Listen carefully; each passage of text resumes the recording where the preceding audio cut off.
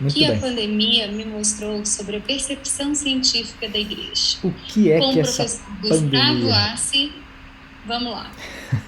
Valeu, Ana. É isso aí.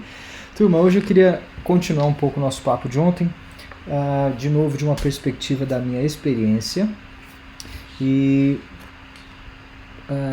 digamos que catalisada, né, ou amplificada pelo contexto da nossa pandemia de Covid-19. Né? Então, é mais ou menos assim. De novo, relembrando que ontem eu disse que, na minha opinião, a igreja já fala pouco da interação entre fé cristã e ciência. E, na maioria das vezes, na minha percepção, quando a igreja fala, ela tem errado o alvo. Né? Não é que ela fala errado, não é que ela fala coisa errada, não. É que às vezes ela erra o alvo, ela erra a raiz do problema. Porque ela fica habitando lá nas polêmicas, né? Naqueles 2 tópicos, 3 outros que ficam ali fora d'água, e ela se esquece, ou às vezes nem se dá conta, de que existe muito mais coisa interessante e importante, né, do meu ponto de vista, assuntos fundamentais para a interação entre fé e ciência. Então eu falei um pouquinho disso ontem, e hoje eu quero dar pistas, né, do que é que eu entendo que está debaixo d'água. Né? Então aqui debaixo do iceberg, que é a parte mais volumosa e que sustenta todo esse corpo de interação entre fé e ciência. E eu quero usar então o tema aqui da pandemia numa experiência que eu tive bem específica no ano passado, na transição, na virada do ano, e vocês vão lembrar mais ou menos do que eu estou falando, já que 2020 foi aí o ano da máscara, né? A novidade da pandemia caiu na vida de todo mundo. O ano de 2021 foi a novidade da vacina, não foi? Foi o ano aí da vacinação, onde a gente começou o ano com a perspectiva de vacinação e estamos terminando o ano com a população brasileira vacinada, praticamente vacinada. Né? A ponto de nessa última semana nós já temos celebrado aí 24 horas sem nenhuma morte por Covid-19 em vários estados brasileiros. Então foi 2 anos de grande revolução nas nossas vidas, tanto com a chegada da pandemia, quanto com a chegada das vacinas e a perspectiva de saída da pandemia. Pois bem, foi nessa virada do ano aí que vocês vão lembrar, muita coisa nós ouvimos sobre a vacinação. Né? Muita coisa verdadeira, muita coisa falsa, muita bobagem, muito alarde. E nós acompanhamos aí uma polarização ignorante. O que eu quero dizer com isso é o seguinte: as pessoas tomavam partido sem ter ideia do que estava acontecendo, de como elas estavam pensando. Simplesmente porque todo mundo acha hoje em dia que você tem que ter um lado, tem que tomar um partido necessariamente. Aliás, rede social é assim, né? Você não pode mais não ter opinião formada sobre um assunto, né? Se alguém te pergunta o que você pensa sobre isso, você tem que ter uma opinião formada. Parece que todo mundo agora tem que ter opinião formada sobre tudo. Mas tudo bem. Pois aí foi nesse contexto da virada do ano que eu decidi gravar um vídeo, porque eu estava muito incomodado com a maneira como os cristãos estavam respondendo à vacinação ou à possibilidade das vacinas que ainda viriam. E aí eu gravei um videozinho sem pretensão nenhuma, e eu não sou youtuber, não vivo disso, não tenho canal bombando no YouTube, não tem nada dessas coisas. Eu senti assim uma necessidade de falar com mais gente e dizer que eu achava que a igreja estava errando na sua falta de compreensão da providência e da ação divina. E aí eu gravei esse vídeo, tem uns 10 minutinhos, com uma mensagem à igreja cristã sobre as vacinas contra a Covid. E para minha surpresa o negócio bombou, assim, eu nunca tinha postado um vídeo e aí de repente um vídeo com 90 e tantas mil visualizações, e eu comecei a receber muitos comentários lá no YouTube. E eu desde o princípio disse para mim mesmo, eu não vou responder esses comentários, não vou me engajar com a discussão, primeiro porque não dá tempo, eu não vivo disso, né? E segundo porque esses comentários são uma cadeia sem fim, não dá para você construir às vezes uma conversa construtiva, como vocês vão ver, dependendo do teor dos comentários. É interessante que o vídeo teve aí muitos likes, né? Cerca aí de 5 mil e tantos likes e alguns 300 dislikes. E eu quero focar nesses dislikes, as pessoas que não gostaram da minha mensagem, que geralmente foram elas que escreveram alguma coisa lá nos comentários do meu vídeo no YouTube. Então, eu estou querendo falar com vocês hoje com base na experiência que eu tive de ouvir uma amostra da igreja brasileira através de respostas no YouTube. Essa é a minha experiência aqui, minha base de dados.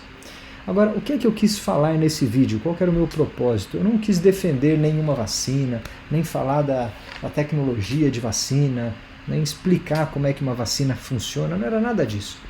Meu ponto era muito mais teológico. Era falando que a igreja estava falhando, ou tinha um problema aí, de maneira genérica, na compreensão da soberania e da ação divinas.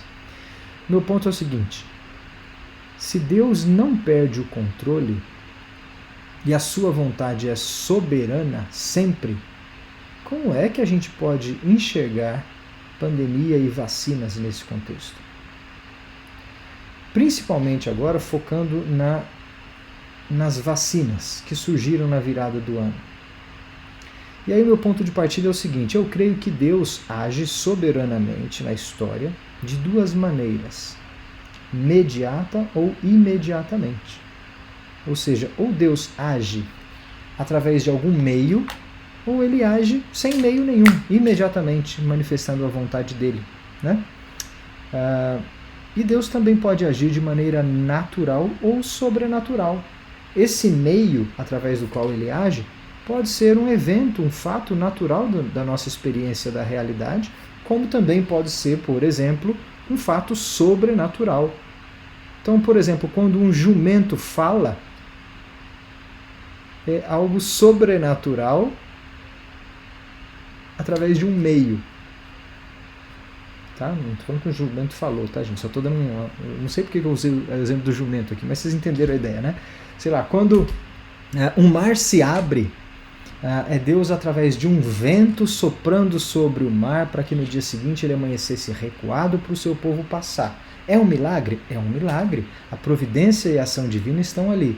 Mas Deus agiu sobrenaturalmente através de um meio, ou naturalmente através de um vento, através de um meio para livrar o seu povo e assim por diante.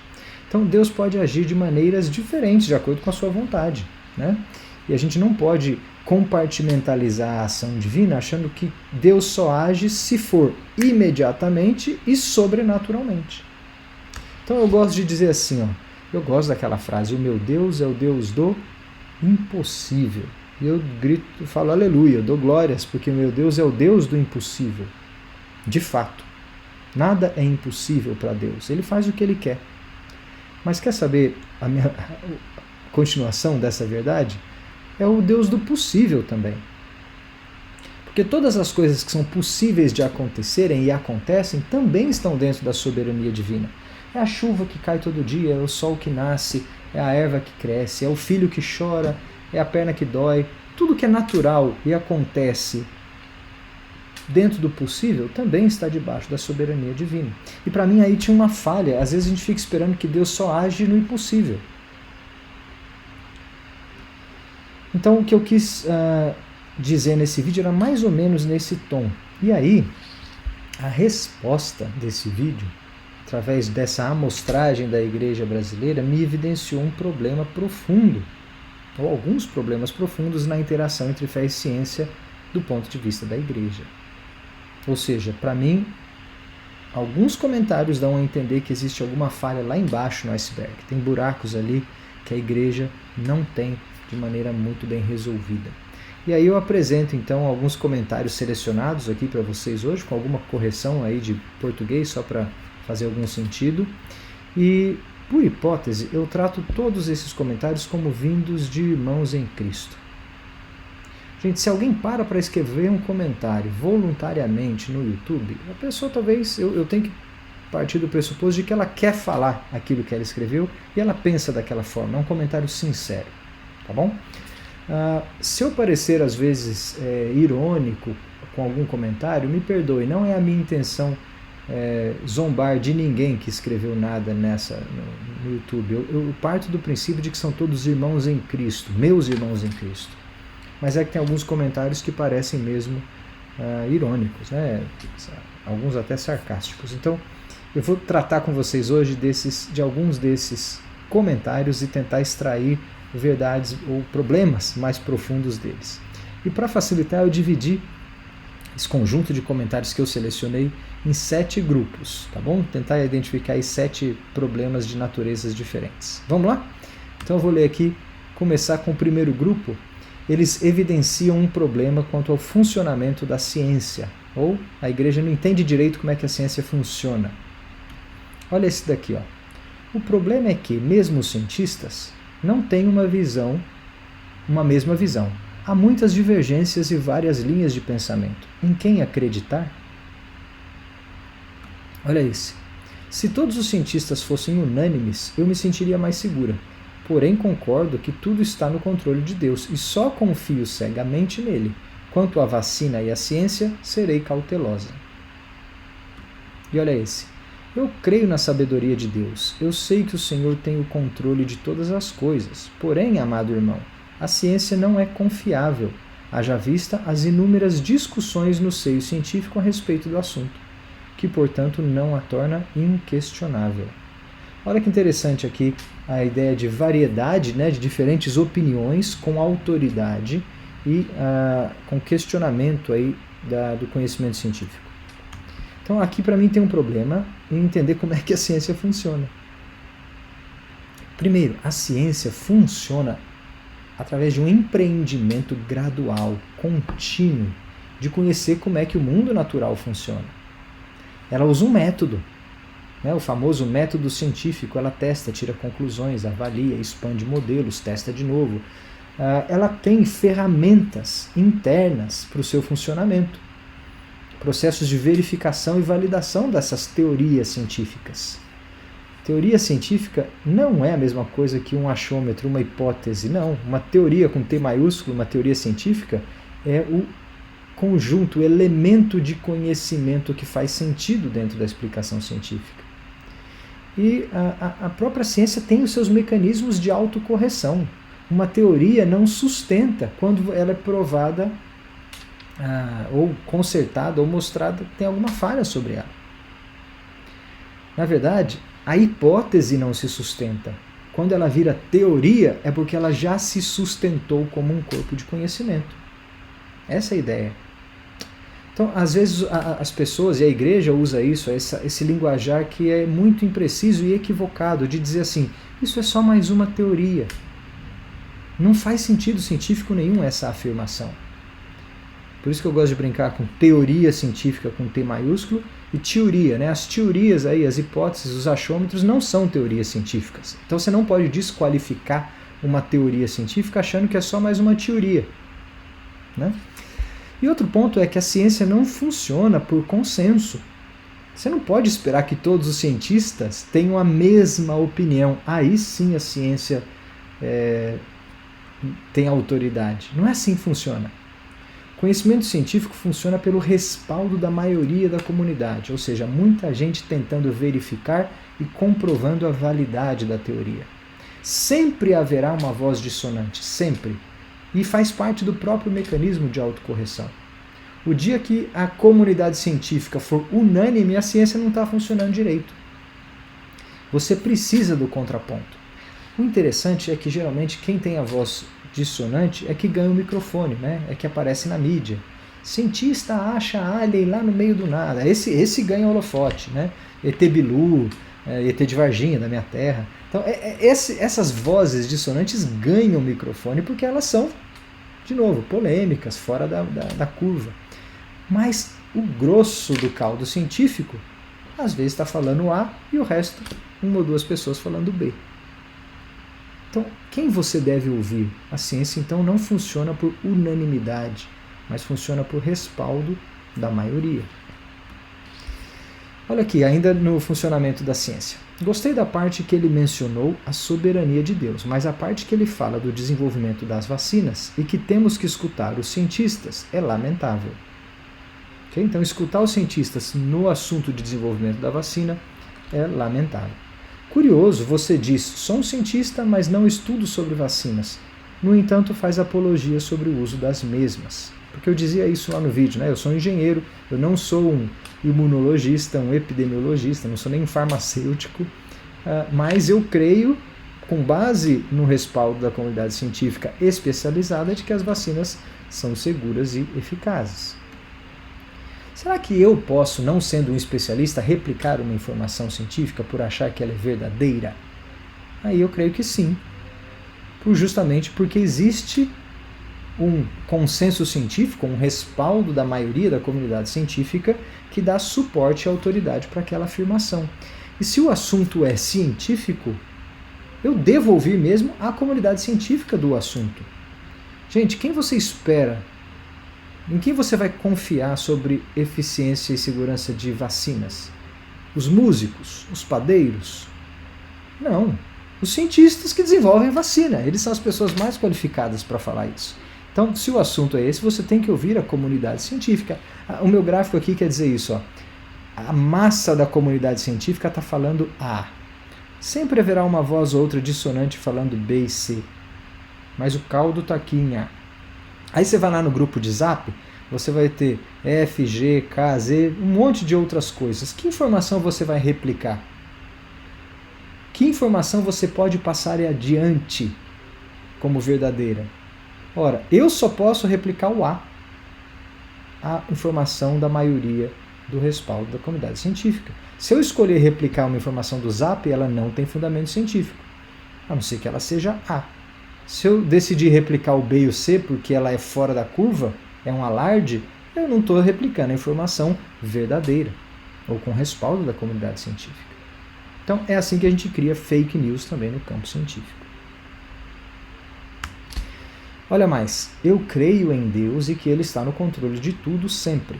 Mas só basta um pouco de pesquisas para saber que essa vacina não é tão segura assim. Os laboratórios que a produzem nem se responsabilizam por seus efeitos e já há relatos de vários casos de reações graves. Eu faço a minha parte, me cuido e tenho a minha comunhão com Deus. Então, basta só um pouquinho de pesquisa para desqualificar, talvez, a informação qualificada. É assim que a gente faz ciência? Aqui tem um problema epistêmico, né? Quais são as fontes e os métodos válidos? Qualquer pessoa na sua casa tem condições de fazer experimentos e decidir se uma vacina é boa ou ruim? Não tem. Quem que pode falar sobre segurança de vacinas? É a comunidade científica. Será que basta uma rápida pesquisa? Rápida pesquisa. Cara, é só você dar um Google. Dá um Google em segurança de vacina que você vai ter melhores conclusões do que os cientistas de vacinas. Entendeu a ideia? Não, é só você dar uma rápida pesquisa, porque eles estão escondendo a verdade. A comunidade científica, que tem conhecimento acumulado e especializado do assunto, não deve ser ouvida em troca de uma rápida pesquisa de um indivíduo na sua casa que tem acesso aí em 30 segundos, 2 minutos, fazer uma busca na internet e tirar alguma conclusão. Então olha o perigo aí da maneira como se adquire conhecimento, portanto um problema epistêmico. Será que qualquer um pode fazer ciência de qualquer maneira? Ou existe algum fator qualificador para a boa ciência? Sétimo, a ciência é feita para ser debatida e suplantada dia após dia, diferente da palavra de Deus, que é eterna e não muda. Olha que interessante, comparando a ciência com a palavra de Deus e o aspecto de que uma é eterna e imutável e a outra é dinâmica, ou, como diz aqui, suplantada dia após dia, como se ela fosse sempre errada e sempre o que vem depois é o que está correto, né? Aqui tem um problema de revelação e interpretação. Está misturando duas coisas que não se misturam, não são comparáveis. Aqui é aquele ponto que a gente trata bastante na BC2, né? Existem 2 livros, 2 revelações do mesmo autor. Nós somos leitores em processo de alfabetização. Essa é a analogia. Nós estamos aprendendo a ler as revelações de Deus. Tanto a ciência quanto a teologia são empreendimentos humanos dedicados ao conhecimento das verdades de Deus. Gente, isso aqui está no cerne do iceberg. Está lá embaixo, no miolo da água gelada. Essa figurinha a gente usa bastante na BC2. Imagina assim, Deus é o único autor de toda a verdade que é revelada, vem dele. Só que ele escolheu revelar suas verdades de 2 formas. Existe a revelação geral e também existe a revelação especial. Revelação geral são as verdades de Deus reveladas no mundo natural, no cosmos. Enquanto a revelação especial é a palavra de Deus, com P maiúsculo. revelada nas Escrituras e na vida de Cristo, é o Logos. As duas são verdades do mesmo Deus, só tem um autor aqui. Agora olha que interessante, nós habitamos dentro dessa caixa tracejada. Aqui é o domínio do empreendimento humano. Quando nós recebemos revelação ou adquirimos conhecimento a partir da revelação de Deus, nós estamos aplicando a interpretação humana.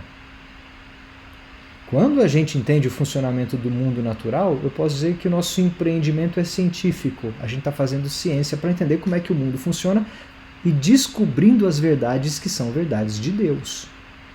Agora, quando a gente faz teologia, ou empreendimento teológico, que é um empreendimento humano, a gente está interpretando também a revelação especial de Deus.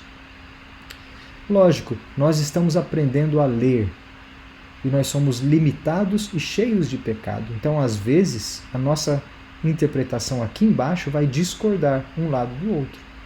Mas você pode descansar que lá em cima, no nível do autor, as coisas sempre concordam.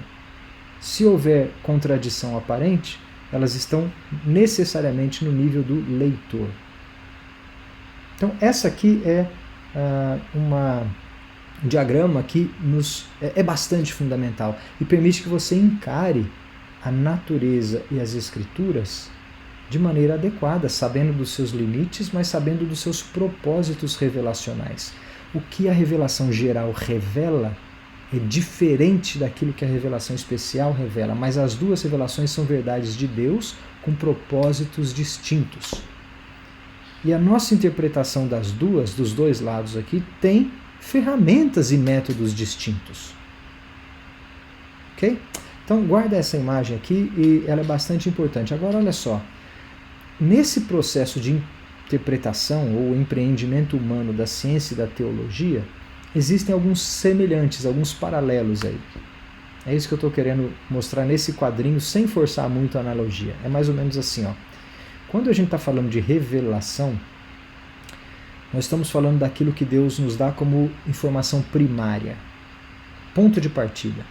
É o data, é o dado. O dado da ciência é o fenômeno natural. O dado da teologia é a palavra, é o P maiúsculo, é a palavra de Deus. Então, quando nós lemos a revelação, nós não temos acesso ao dado. Por exemplo, se eu soltar esse cartão aqui e ele cair, eu sei que tem força gravitacional atraindo ele para o centro da Terra, mas eu não consigo entender a infinitude da atração gravitacional e nem controlá-la e nem ter pleno conhecimento dela. Quando eu entendo uma teoria da gravitação universal, já é uma coisa interpretada. Eu já interpretei o fenômeno. O fenômeno é a queda do cartão. A teoria da gravitação universal é a minha interpretação do fato. Então, aqui na linha de cima, quando a gente faz ciência sobre os fenômenos, nós criamos teorias científicas. E esse empreendimento científico aqui do meio, ele é humano, de modo que a teoria científica vem sendo construída desde que o homem é homem. Agora, a mesma coisa, guardadas as devidas proporções, acontece com o empreendimento teológico. Nós interpretamos a revelação de Deus, principalmente a revelação especial, fazendo teologia e construímos doutrinas, ou teorias doutrinárias, vamos chamar assim. Então, a teoria científica está para a ciência, assim como a doutrina está para a teologia. São construções, modelos explicativos que vêm de fenômenos, de dados revelados. Essa é a ideia. Agora, olha que interessante, quando a gente acerta aqui, nós não estamos inventando doutrina, nem inventando conhecimento científico, nós estamos descobrindo funcionamento de Deus a partir das leis cósmicas, funcionamento do cosmos, a partir das leis cósmicas que Deus criou e imprimiu na criação, e fazendo doutrina que nos revela a doutrina de Deus, a verdade dele. Então, quando a igreja, lá no início da igreja primitiva, nos concílios dos primeiros séculos, chega à conclusão de que Deus é uma trindade, 3 pessoas, isso aqui é uma descoberta doutrinária que a teologia nos trouxe com base na revelação. quando a gente constrói a nossa soteriologia, a nossa escatologia, a nossa eclesiologia, a nossa pneumatologia, tudo isso são doutrinas que nós construímos a partir da revelação de Deus. Assim como teoria da gravitação universal, teoria da evolução, teoria das placas tectônicas, teorias científicas que vêm do fenômeno revelado. Bom, não vou gastar mais tempo aqui, espero que você tenha entendido, guardados os devidos paralelos. Qual que é o erro, então, do irmão que escreveu o comentário? Ele está comparando a teoria científica com a palavra de Deus. De fato, a teoria científica é mutável mesmo. O fenômeno não. A palavra de Deus é imutável, mas a teoria doutrinária ela é mutável também. E a igreja vem construindo doutrina desde sempre. Então a gente não pode querer comparar algo que muda com algo que não muda na essência para desqualificar aquilo que muda. É um erro aí de compreensão da nossa interpretação e da revelação de Deus. Portanto, tanto ciência quanto teologia são empreendimentos humanos dedicados ao conhecimento das verdades de Deus. As verdades são dele. Nós aqui as conhecemos. Ok? Segundo aspecto aqui, fundamentos da fé. Então, alguns problemas com o funcionamento da ciência, agora com o funcionamento da fé. Olha esse comentário.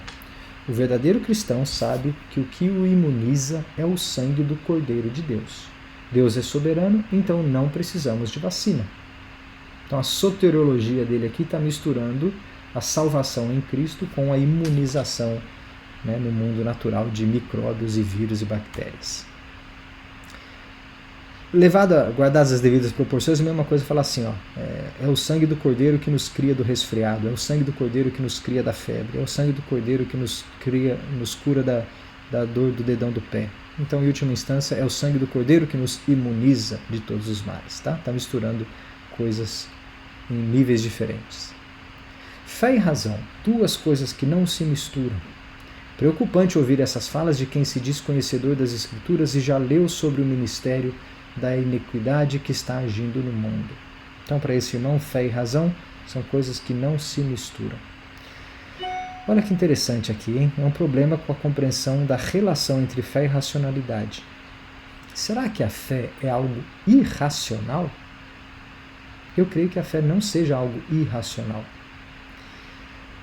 Eu creio que a fé é dom de Deus, é graça, para que ninguém se glorie. E nesse sentido de conversão, aí sim, ela não exige raciocínio lógico nem intelecto humano em ação. Eu creio num chamado irresistível e a iluminação do Espírito que nos revela de maneira graciosa e sobrenatural e nos dá fé, ou seja, liga o nosso coração. Agora, o exercício da fé ou a carreira da fé, o que vem depois, que a gente também chama de santificação, envolve muito da nossa razão. Porque aí nós somos transformados corpo inteiro, mente inclusive. E aí a nossa razão é transformada pelas novas lentes da fé. Então Pedro lá diz em 1 Pedro 3,15, santifiquem Cristo como Senhor em seu coração e estejam sempre preparados para responder a qualquer pessoa que pedir a razão da esperança que há em vós. Ou seja, raciocinar, mergulhar com a cabeça, com o intelecto, entender da nossa fé é parte fundamental da carreira da fé. Ok? Então a nossa racionalidade ela é necessariamente envolvida no exercício da fé. Mas eu creio que lá na semente inicial é algo sobrenatural. É um convencimento ilógico muitas vezes. Porque a mensagem do Evangelho é loucura para quem está se perdendo. E não há conhecimento humano suficiente nesse mundo que nos leve de maneira convincente ao conhecimento salvador de Deus, se Ele não nos ligar a Ele. Pois bem, então olha só como é que estão as coisas aqui. Todo mundo tem dois andares na sua cachola, na sua cabeça. A gente pensa aí em dois andares distintos. É mais ou menos assim, ó. No andar de baixo, operam aqui os fatos científicos, ou seja, a nossa experiência do mundo natural. É o campo da física. Okay? É o campo onde os fenômenos acontecem. Eu observo o cartão caindo, eu sinto a lapiseira me espetando. Tudo isso tem causa e efeito, relações causais no mundo natural. Agora, todos nós temos um andar de cima, que não opera no campo da física apenas, mas opera no campo das intenções, dos propósitos, das explicações dos porquês. E esse campo não é dominado pelas leis da física, então está no campo da metafísica. É o domínio da filosofia e da religião, que nos explicam o porquê, não o como, mas o porquê das coisas. E a palavrinha cosmovisão mostra aí o compromisso último do nosso coração, né? E todo mundo tem um compromisso último, um pressuposto, um ponto de partida. E na maneira de enxergar o mundo, só tem duas formas. Ou você entende que há Deus, ou você entende que não há Deus. Mas isso já é um compromisso do seu coração lá no andar de cima. Não é uma constatação do fato científico aqui embaixo. Isso está no campo metafísico. Agora olha que interessante. Quando a gente vê um evento no mundo natural, por exemplo, cair de um cartão, um cachorro mordendo uma criança, um passarinho cantando lá fora, nós constatamos no mundo físico natural o fenômeno. Mas nós tiramos conclusões e interpretações no andar de cima. Então, quando a gente leva o fato para o andar de cima, nós estamos dando um salto metafísico. E aí, dependendo do seu compromisso último, de que há ou não há Deus, você pode chegar somente à conclusão de que há propósito ou não há propósito no fato ocorrido no mundo natural. Se você crê, se você já crê que não existe Deus, a sua interpretação do mundo físico sempre será: não tem propósito nenhum, não tem intenção, é simplesmente relações causais e acaso. Agora, se você já crê que Deus existe, a sua conclusão de qualquer fenômeno físico vai ser: isto está debaixo da providência divina, há propósito em todas as coisas. Repara que o compromisso último do nosso coração é quem dita a nossa interpretação.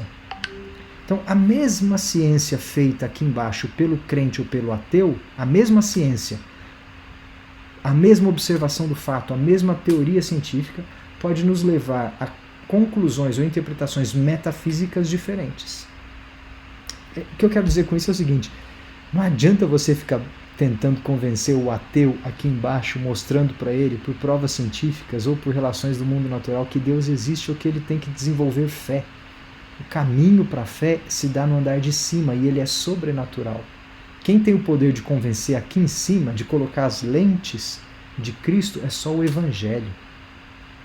Isso é sobrenatural, é graça para que ninguém se glorie, para que ninguém chegue no andar de cima por conta própria e mude a sua visão de mundo por conta própria.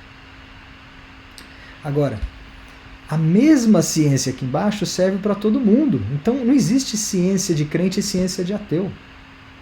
O método é o mesmo. Você pode fazer ciência no laboratório com um ateu do seu lado e descobrir as mesmas verdades que ele. A diferença não é a verdade que você vai descobrir, é o significado que você vai dar para ela, diferente do significado que ele deu para ela.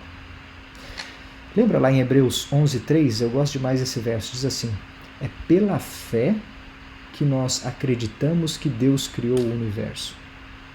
Ou seja, você já tem um compromisso de fé. E é por causa da fé que você acredita que Deus criou o universo. Você não duvida que o universo exista. O ateu não duvida que as coisas existem. Ele só não entende o propósito de todas as coisas. Ok? Então, aqui isso está no meio do iceberg. Como é que a gente pega o conhecimento científico? Não precisa ter medo dele, achando que a ciência é algo que vai nos dar uma rasteira na fé. Não. As nossas interpretações sempre serão comprometidas com a nossa visão no andar de cima. E aí é interessante porque às vezes o cristão mais ingênuo acha que é o fato científico que está provando para ele que Deus existe. E ele fala: tá vendo? Olha para esse mundo, como é que você não enxerga que Deus existe? Olha para a beleza dessa célula, olha para a complexidade dessa galáxia, olha para essas coisas. Ele já tem um compromisso teleológico lá em cima. A única visão que o crente pode ter do mundo científico é que existe o propósito. E aí o ateu vai olhar para o mesmo fato científico e vai falar: não, cara, não tem propósito nenhum não, isso aí é só a riqueza da complexidade do mundo natural. Entendeu a ideia? Não dá para apelar para o andar de baixo quando você quer desenvolver conhecimento ou convencimento no andar de cima. Bom, gastei muito tempo aqui já. E se eu bobear, eu estouro meu tempo muito hoje. Então vamos lá. Terceiro aspecto aqui é o aspecto da batalha espiritual. Olha que interessante. A ciência é a mão de Satanás se multiplicando. Pela iniquidade se multiplicar, o amor de muitos esfriará e se multiplicará a ciência morta. A ciência veio para substituir os dons de milagres e maravilhas, para pessoas mortas espiritualmente como o irmão, apelarem pela ciência e não pela fé de cura. Vocês são uma vergonha diante dos anjos. Então a ideia aqui de que a ciência substitui os dons e os milagres, ou pelo menos a nossa percepção dos milagres divinos, e de que Satanás é o multiplicador da ciência. A ciência multiplicará, todo olho verá. Levantai-vos, porque está próximo a vossa redenção. São palavras de Deus, de Jesus. Não podemos negar que a ciência em pouquíssimo tempo ficou muitíssimo evoluída. Até onde ela chegará, nós não sabemos. Em se tratando de seres humanos corruptos no mais baixo nível, eu não confio no que pode vir das suas mãos. Deixar de tomar a vacina para mim é nadar contra a maré. É me preparar para não aceitar a marca da besta. É enxergar a politicagem, a conspiração, a sujeira que há por trás. Pode ser que dê tudo certo, mas, vindo da serpente, prefiro não aceitar. A questão não é ser imunizado, a questão é ser escravo do anticristo. Então aí, para esses irmãos, o assunto da ciência toca, ou está dentro de um contexto de batalha espiritual, e a ciência é arma do diabo. Ok?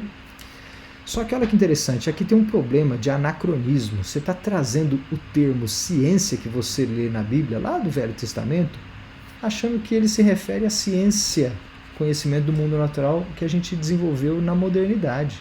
Você não pode trazer procurar na Bíblia a tradução ciência e achar que está falando da ciência de hoje. É um erro básico de interpretação bíblica. Essa ideia de que a ciência está evoluindo e se multiplicará vem lá de Daniel 12:4, da parte escatológica do profeta. E diz assim, Tu, porém, Daniel, cerra as palavras e sela o livro, até o fim do tempo. Muitos correrão de uma parte para outra e a ciência se multiplicará. Você acha que nesse texto Daniel está dizendo da ciência enquanto empreendimento científico do século XXI? Não está. O que ele quer dizer com ciência ali é conhecimento. E muito relacionado ao orgulho. E não ciência, no sentido de experimentação científica. Então não dá para falar que aquele texto bíblico está falando da ciência moderna. Não podemos trazer, é um erro muito primário. Outro problema são os problemas com milagres, a ideia de que a ciência veio para substituir ou impedir os milagres. Gente, a explicação científica de qualquer ato natural ou qualquer ato divino não elimina a ação nem a glória de Deus. O fato de a Bíblia narrar milagres, porque tem propósito de Deus embutido, e dizer que são milagres ou expressões da vontade de Deus, não significa que você não vai encontrar explicação natural para eles. Às vezes, muitos milagres da Bíblia, Deus usou de meios, e nós encontramos explicações naturais. Isso não faz o evento deixar de ser um milagre. O milagre está muito mais relacionado com a intenção do ato para a redenção. Então, quando Deus abre o Mar Vermelho, ele usa um fenômeno físico, natural, que a gente conhece e estuda. O vento sopra num corpo de água, a água recua, e no dia seguinte o mar amanhece recuado. A própria Bíblia narra o uso de meios naturais. O fato desse fenômeno acontecer hoje em dia, naturalmente, exclui a autoridade de Deus e a providência divina? Não. Não exclui. A intenção e o propósito estão na essência do milagre. Então Deus age também no natural e não apenas no sobrenatural. Na Bíblia, Jesus ensinou que nos últimos dias a ciência se multiplicaria, mas em nenhum momento Jesus disse que seria a solução de alguma coisa. Ora, de novo, não é a ciência aqui moderna que Jesus está se referindo. E segunda coisa, Jesus não falou de muita coisa. Jesus não falou que a gente viajaria, sei lá, do Brasil para a Europa de avião. Jesus não falou que nós beberíamos água clorada no século XXI. Mas essas coisas acontecem, são soluções para a nossa vida hoje em dia. Então aqui tem uma falha em não entender a ciência como um mandato cultural de Deus. A ciência tem que ser vista dentro do contexto do mandato criacional de Deus. Como coisa boa, bênção para o homem descobrir como é que o mundo funciona. Deus fez o homem inteligente e nos colocou num mundo inteligível. E a ciência é a ferramenta de investigação e aquisição de conhecimento nesse mundo onde nós estamos. Ciência não pode ser vista como uma invenção humana, como uma inimiga necessária de Deus, como ferramenta de Satanás. Não pode. Por outro lado, ciência também não pode ser vista como redenção da humanidade. Isso aí é cientificismo, é idolatrar a ciência achando que ela vai dar conta de nos salvar de todos os males ou de nos dar todas as respostas da nossa existência. Não é assim que funciona e a ciência tem os seus limites. Agora, de reconhecer que descobrir o funcionamento do mundo natural é mandato de Deus para os homens, glorifica a Deus e dá função ao ser humano. Por isso nós temos prazer em descobrir como é que o mundo funciona. Nós somos feitos para isso, essa é a ideia. Quarto tópico, problemas aí com intenção, moralidade e neutralidade da ciência. Escuta só, vamos acreditar na ciência? Mas não esqueça que a ciência diz que Deus não existe.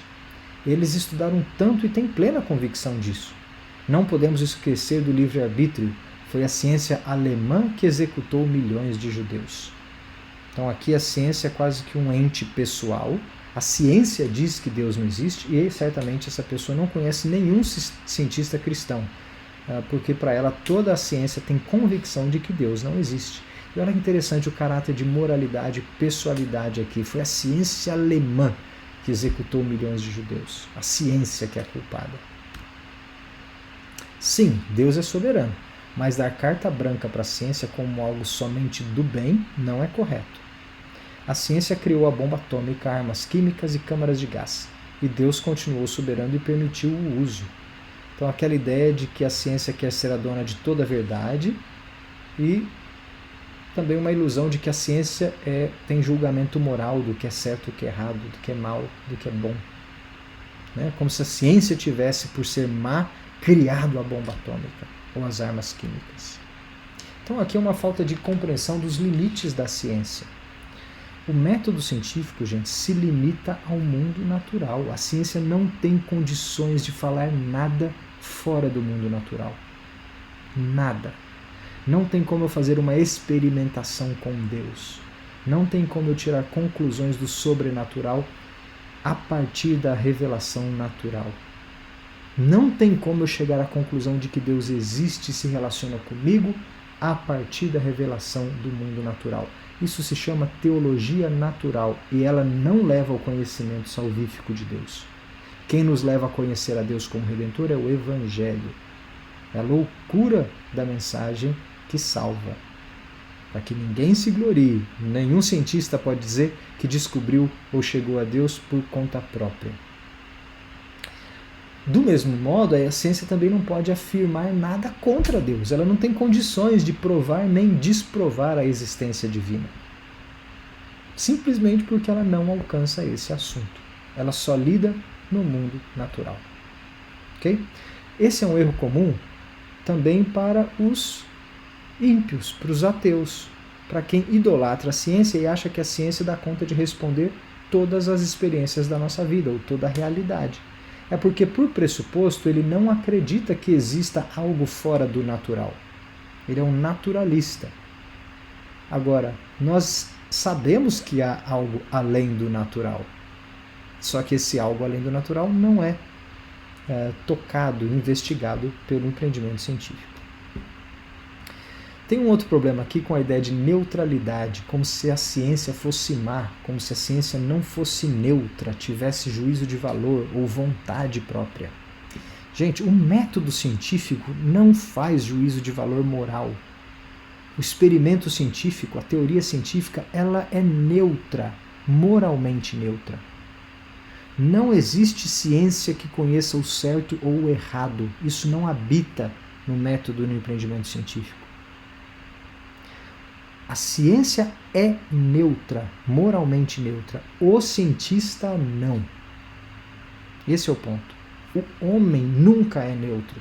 Portanto, o uso que ele faz da ciência, obviamente, não é neutro. Então, o homem pode usar a ciência para o mal.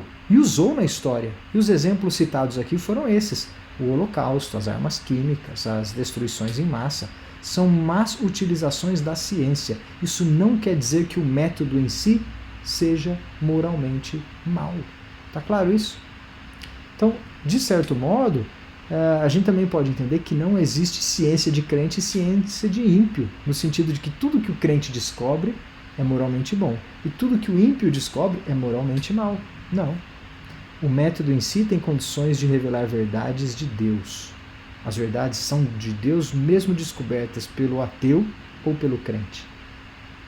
Agora, o uso da ciência, esse sim não é neutro, porque esse deriva da vontade humana. Tá bom? O terceiro aspecto aqui é com a autoridade, aquela ideia de que nós temos que dar carta branca para a ciência. Jamais vou dar carta branca para a ciência. Não, de fato você não tem que dar carta branca para a ciência, porque ela simplesmente é limitada no seu domínio. Ela não tem condições de te falar todas as coisas de toda a nossa realidade. Agora, olha que interessante. O mundo lá fora, ateu, tende a pensar que a ciência dá conta de falar tudo. É a única fonte segura de verdades. E às vezes a igreja importa essa visão cientificista para dentro da igreja. Como se a igreja tivesse perdido esse território.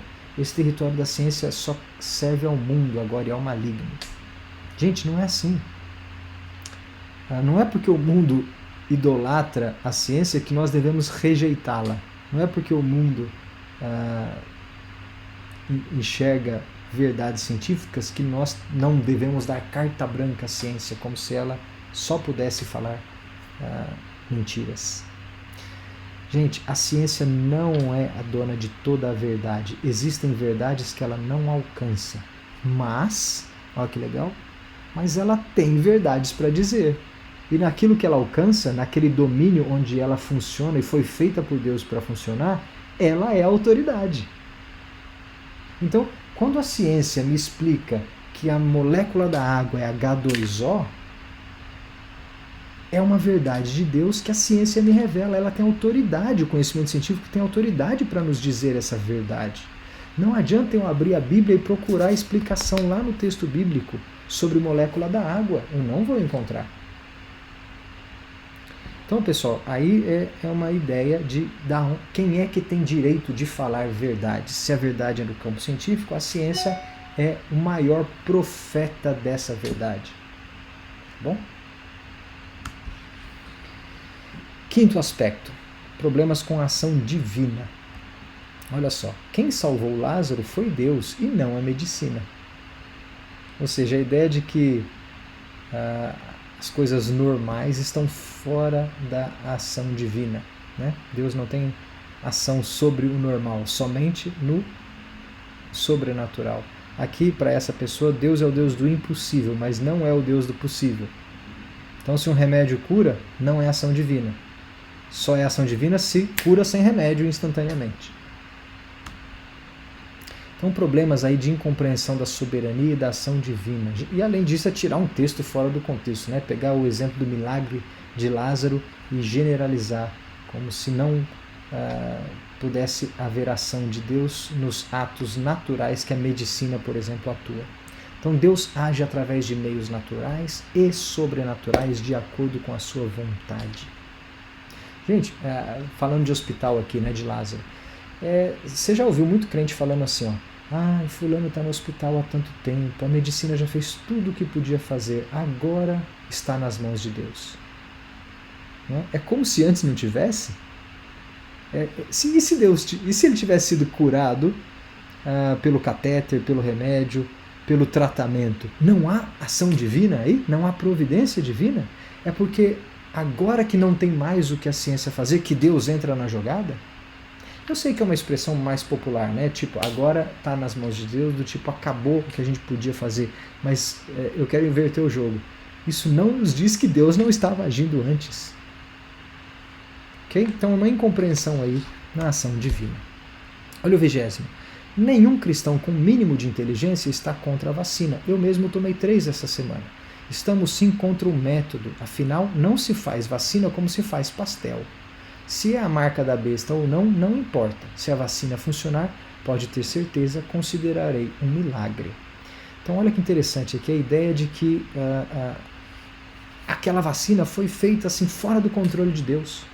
Ou seja, foi feita como se faz pastel, para usar a expressão do irmão aqui. Graças a Deus, vacina não se faz como se faz pastel. E aquela ideia de que a vacina foi feita assim num ano, é uma fake news, é uma mentira, né? Foram décadas de desenvolvimento da tecnologia para que em um ano da coleta do vírus nós conseguíssemos produzir vacinas seguras e eficazes. Não quer dizer que a vacina foi feita nas coxas, foi feita igual pastel, foi feita de qualquer jeito. Não dá para generalizar assim. Agora, se a vacina funcionar, só se ela funcionar que é milagre, ou seja, a ação divina não está lá de qualquer forma, de qualquer jeito. Então, só vê a ação divina se for milagre. Se não for milagre, se tiver explicação natural, é porque Deus não age. Gente, por que nós podemos desenvolver vacinas em um ano? Por que podemos desenvolver não estaria debaixo da providência divina? Será que Deus não pode agir através de uma vacina? E será que a gente não pode reconhecer o livramento de Deus, que nos permitiu, através dos meios que Ele nos deu, desenvolver vacinas seguras e eficazes a ponto de a gente ver agora o efeito das vacinas na população mundial? Lógico, esses comentários foram feitos antes da gente saber no que as vacinas iam dar, né? Talvez hoje em dia não surgiriam comentários assim, tão ferozes contra as vacinas, porque a gente já viu o resultado e a segurança. Mas é interessante que revela problemas fundamentais. Estou acabando. 6º, problemas aí com ideia de negacionismo e teoria da conspiração. A ciência é boa quando as pessoas que fazem essas vacinas não têm o intuito de matar as pessoas. Já viram quantas pessoas morreram ao tomar essas vacinas? E quantas ficaram com sequelas? Não tomem essas vacinas, elas estão sendo feitas para exterminar a população. Os Illuminati querem isso, pois dizem que faltará alimento. Então aqui para essa pessoa a vacina é uma arma de conspiração para reduzir a população do planeta, né? É um empreendimento dos Illuminati aqui. Aqui em casa ninguém vai tomar a vacina, dos idosos às crianças, colaborando com os planos da maçonaria. Se Deus quiser promover alguém para o céu, Ele prepara e Ele leva. Então também aqui a vacina é um ato terrorista da maçonaria, uma conspiração. Deve ter ganhado muita grana da nova ordem mundial para falar essas besteiras. Só faltou falar que a Terra é redonda. Então falando aí para mim, ou seja, me desqualificando, obviamente concluindo que para eu falar essas coisas eu tenho que estar ganhando muita grana da conspiração da nova ordem mundial. Mas aí quando fala Terra redonda, a pessoa mesmo se desqualifica e você já não dá ouvidos para a própria acusação. Bom, gente, aí é um problema de visão da realidade. São problemas profundos de como a realidade toda é vista e compreendida. E na boa, às vezes não dá para você dialogar com alguém que acha que tudo no mundo é uma teoria da conspiração dos Illuminati, da maçonaria. Aí não tem muito argumento. Então é aquele momento que você senta e chora, ora pelo irmão e tenta tocar a vida adiante. Então não dá para entrar muito em discussão nesses assuntos. Pelo menos eu não vejo utilidade aí. Bom, e o último aspecto é um pouco de tudo junto e misturado. Aqui não dá para classificar qual que é o problema fundamental, mas tem aí muitos problemas fundamentais num depoimento só. Então olha só, Deus nos salvar dessa pandemia, pelo que sei, o crente já é salvo. Deus nos deu o sistema imunológico. Vacina não salva ninguém. Ciência não é Deus. Cuidado com a ciência sem Deus. Aliás, já ouviu algum cientista glorificar a Deus? No relatório da Anvisa, alguém mencionou a Deus? A ciência atual crê no evolucionismo. Você deposita toda a confiança nela? Então aqui, gente, é uma salada, né, que mistura aí a soteriologia com o sistema imunológico, e glórias a Deus, cientista ateu. Então é uma generalização. E interessante, aqui tem um ponto que eu acho interessante, é como se tudo que a gente fizesse no mundo natural para glorificar a Deus, você tivesse que colocar só lhe deu glória no final, ou botar versículo bíblico no relatório da Anvisa, ou tivesse que vir da mão de crente. Né? Não, Deus é glorificado também nas ações debaixo da graça comum. E aí, o fato de ninguém mencionar Deus no relatório da Anvisa, portanto, é um relatório do maligno. São problemas bastante profundos. Sinto muito informar que a vacina é uma questão de fé na ciência. A gente não sabe o que tem dentro dessas doses. O que podemos afirmar é que muitos globalistas têm patrocinado os estudos e a produção de vacina. Estes globalistas querem diminuir a população mundial. Não sou eu quem diz isso, são eles mesmos. Não há ciência neutra. Porém, cada um deve se vacinar de acordo com a sua consciência e não com a consciência de pastores e médicos. Então mistura bastante coisa aqui, a segurança da vacina está na sua consciência, você não deve ouvir a comunidade que assegura esse fato real, científico, é tudo uma conspiração dos globalistas e, gente, ninguém sabe o que tem dentro das doses das vacinas. Eu não sei, você não deve saber, a não ser que você seja um especialista em produção de vacinas. E se eu precisar saber tudo que tem dentro de um remédio para eu tomar, eu nunca vou tomar remédio nenhum, eu não vou nem comer barrinha de cereais, né? Porque eu não preciso saber de todas as coisas para confiar na comunidade que a fez e faz ela funcionar. Com certeza a vacina não é a marca da besta, mas a marca da besta será desenvolvida utilizando tecnologia desenvolvida por cientistas. O povo que está desenvolvendo boa parte das vacinas, os chineses, acredita em Deus? Por favor, meu nobre irmão, vamos esperar mais e confiar no Deus que fez o nosso sistema imunológico. Então, olha que interessante, né? Aí mistura xenofobia, preconceito, tudo que vem da China é ruim, tudo que vem da China é comunista, tudo que vem da China é ateu. E se a vacina não é a marca da besta, a culpa será dos cientistas, porque eles que vão desenvolver a marca da besta no futuro. Então, aí, de novo, um pouco de tudo junto e misturado. Essa pandemia só vai acabar quando a nova ordem mundial, o governo do anticristo, for totalmente instalado. E nós não vamos retomar as nossas vidas, nada vai voltar ao normal, exatamente porque muita gente ainda não está enxergando o que está acontecendo. É triste ver cristãos na cegueira. Quem não tomar a vacina não vai poder comprar nem vender. Mais na frente receberá a tatuagem invisível desenvolvida por Bill Gates, que será aplicada na pele dos vacinados contendo dados de cada um. Pesquise sobre vacina quântica. Então aqui de novo, mistura conspiração, Bill Gates entrou no meio, a vacina quântica do Alexandre está aí, está tudo aqui de novo falando que é só uma questão de cegueira do crente. Né? A ciência não é assassina, mas essa vacina é. Ela não vai salvar ninguém. Vai matar, eliminar a quarta parte da humanidade.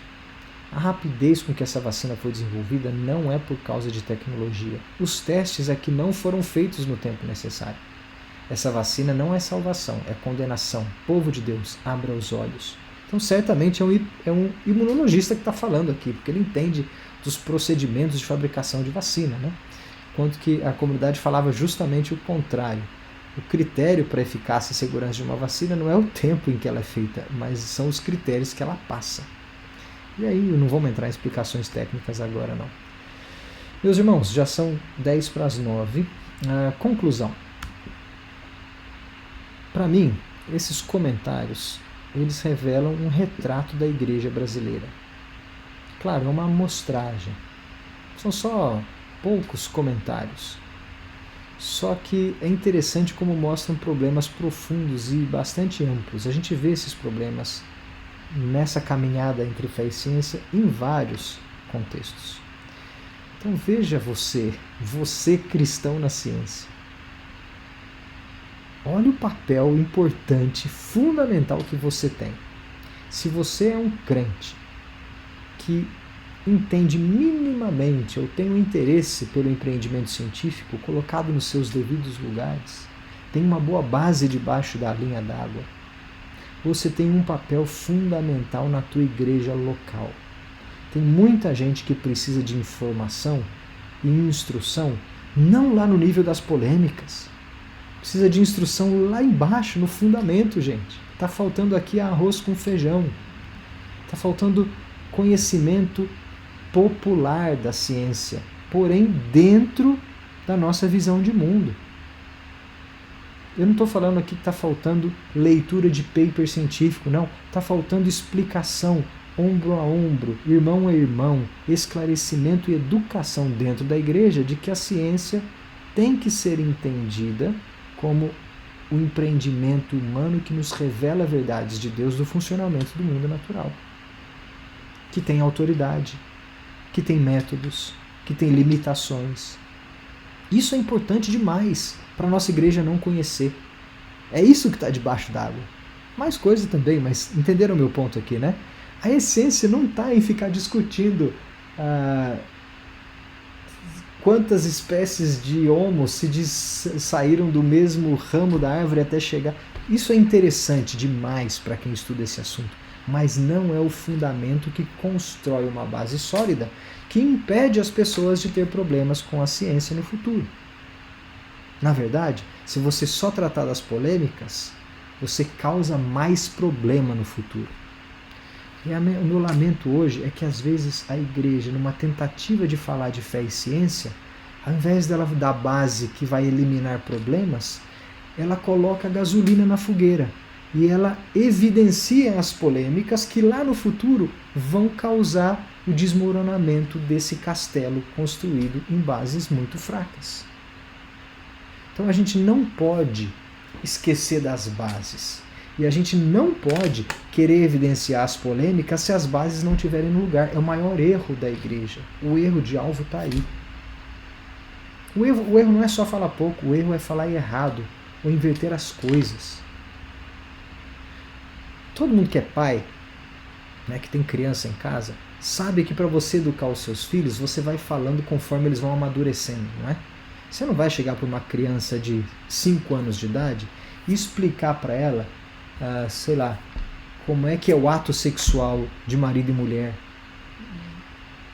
que você entende como adulto. Não, você vai aos poucos para construir fundamentos, para que aquele conhecimento adquirido faça sentido dentro do contexto do casamento, do amor, das sementinhas. Você comece com linguagens assim, que constroem uma base, para que quando o assunto chegar lá na frente, faça sentido. Você não chega para uma criança de 5 anos e fala para ela que pornografia é um pecado. Ela não tem base fundamental ainda para entender o seu discurso contra a pornografia. E às vezes o que a gente faz aqui no campo da ciência é mais ou menos isso. A gente pega irmãos que não têm fundamento debaixo d'água e quer tratar das polêmicas lá no nível lá em cima, como se isso fosse construir algum escudo de proteção. Na verdade, isso desmorona, isso causa problemas e afasta as pessoas do interesse pela ciência e também criam aquela ideia de que a igreja é inimiga da ciência. É um erro de alvo, é um erro de foco. Agora, nosso tempo e nosso recurso é limitado. Se você é jovem, líder de jovens, pai, avô, pastor, presbítero, diácono de igreja, meu conselho é o seguinte: foque na próxima geração. Gente, tem crente velho que não dá mais para mudar, sabe? O esforço é muito grande para um ganho relativo. Nós temos que focar nas crianças, jovens e adolescentes, porque eles ainda dá para salvar esse povo que vai viver numa era científica muito mais do que nós vivemos. A gente precisa da informação e educação para a próxima geração. Foca nas crianças. Constrói em quem ainda tem alicerce, tem base limpa para você colocar pilares fortes, sustentáveis ali. Ah, mas vale a pena? Vale a pena explicar para os idosos, para os velhos, para aqueles que já estão fechados com uma ideia. Mas talvez não leve a lugar nenhum. E aqui eu estou falando de um empreendimento olhando para a igreja como uma massa, assim como foi o que eu li desses comentários. Então, meus irmãos, para terminar, resumindo, Nosso movimento é de levar as pessoas para as profundezas. Eu espero que nessa fala de hoje, que ficou longa até, você tenha identificado alguns dos assuntos profundos que precisam ser tratados. E eu tentei identificar, refletir sobre esses assuntos a partir da experiência, né, que me foi revelada, escancarada pela pandemia. Tá bom? Aqui fica o meu contato de novo. Quem quiser tem mais informação por aí na internet, tem gravação de outras palestras que a gente trata desse assunto. E tem ainda Marcelo e Guilherme. Ô Marcelinho, você tá jantando, cara, que delícia. E tem aí muito comentário para você. Só um queijinho com doce de leite. É pra judiar, hein? É pra judiar. Só porque eu tô desde o meio-dia sem comer aqui na USP, todos os restaurantes fechados, e eu não trouxe lanche. Então, Aninha, devolvo a palavra para você. Obrigado pela atenção, espero ter sido útil e desculpe se eu passei muito do tempo previsto. Boa noite, pessoal.